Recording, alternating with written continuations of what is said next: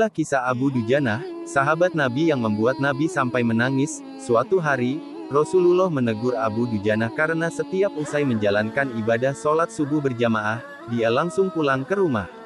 Abu Dujanah tak pernah menunggu pembacaan doa yang dipanjatkan Rasulullah selesai. Hai, apakah kamu ini tidak punya permintaan yang perlu kamu sampaikan pada Allah? Sehingga kamu tidak pernah menungguku selesai berdoa. Kenapa kamu buru-buru pulang begitu? Ada apa? Tanya Nabi. Ya Rasulullah, kami punya satu alasan, jawabnya. Apa alasanmu? Coba kamu utarakan. Perintah Nabi. Begini, rumah kami berdampingan persis dengan rumah seorang laki-laki. Nah, di atas pekarangan rumah milik tetangga kami ini, terdapat satu pohon kurma menjulang, dahannya menjuntai ke rumah kami. Setiap kali ada angin bertiup di malam hari, kurma-kurma tetanggaku tersebut saling berjatuhan, mendarat di rumah kami, kata Abu Dujanah mulai bercerita. Ya Rasul, kami keluarga orang yang tak berpunya. Anakku sering kelaparan, kurang makan. Saat anak-anak kami bangun, apapun yang didapat, mereka makan. Oleh karena itu, setelah selesai salat, kami bergegas segera pulang sebelum anak-anak kami tersebut terbangun dari tidurnya. Kami kumpulkan kurma-kurma milik tetangga kami tersebut yang berceceran di rumah, lalu kami haturkan kepada pemiliknya, sambungnya. Abu Dujanah melanjutkan, suatu saat dia terlambat pulang ke rumah. Anaknya terbangun dan menemukan kurma tetangga yang jatuh dari pohonnya. Tak menunggu lama, sang anak langsung memakan kurma tersebut. Mata kepala saya sendiri menyaksikan, tampak ia sedang mengunyah kurma basah di dalam mulutnya. Ia habis memungut kurma yang telah jatuh di rumah kami semalam. Mengetahui itu, lalu jari-jari tangan kami masukkan ke mulut anakku itu. Kami keluarkan apapun yang ada di sana, jelasnya Abu Dujanah tak pernah membiarkan anaknya memakan kurma milik orang lain. Dia tak ingin makanan haram itu menyebabkan keluarganya mendapat siksaan pedih di akhirat kelak. Kami katakan, nak, janganlah kau permalukan ayahmu ini di akhirat kelak.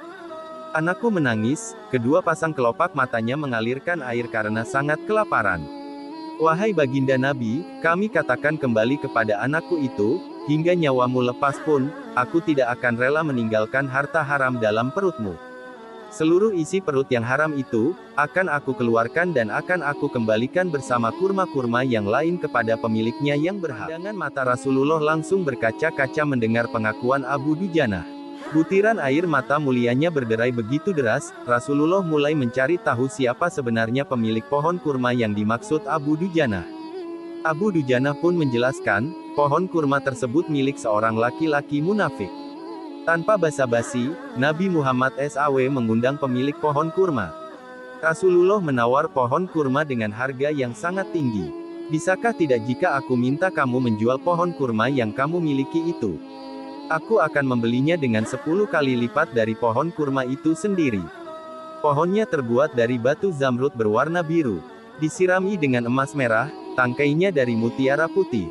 Di situ tersedia bidadari yang cantik jelita sesuai dengan hitungan buah kurma yang ada, kata Rasulullah.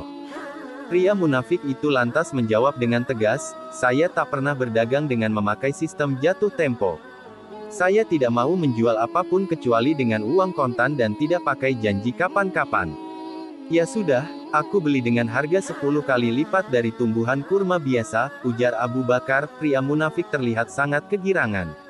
Dia akhirnya menyerahkan pohon kurma secara simbolis kepada Abu Bakar. Selanjutnya Abu Bakar menyerahkan pohon kurma kepada Abu Dujanah. Rasulullah kemudian bersabda, hai Abu Bakar, aku yang menanggung gantinya untukmu. Mendengar sabda Nabi ini, Abu Bakar bergembira bukan main. Begitu pula Abu Dujanah. Sedangkan si munafik berlalu. Dia berjalan mendatangi istrinya, lalu menyampaikan kisah yang baru saja terjadi. Aku telah mendapat untung banyak hari ini. Aku dapat 10 pohon kurma yang lebih bagus. Padahal kurma yang aku jual itu masih tetap berada di pekarangan rumahku. Aku tetap yang akan memakannya lebih dahulu dan buah-buahnya pun tidak akan pernah aku berikan kepada malamnya, si munafik tertidur pulas. Keesokan harinya dia bangun dan melihat pohon kurma sudah berpindah posisi, kini berdiri di atas tanah milik Abu Dujanah. Seolah-olah tak pernah sekalipun tampak pohon tersebut tumbuh di atas tanah si munafik. Tempat asal pohon itu tumbuh, rata dengan tanah. Dia keheranan tiada taraf, Masya Allah. Itulah tadi seputar kisah sahabat Nabi, wallahu alam, semoga kita bisa mengambil hikmah dari kisah tadi, amin amin ya robbal alamin.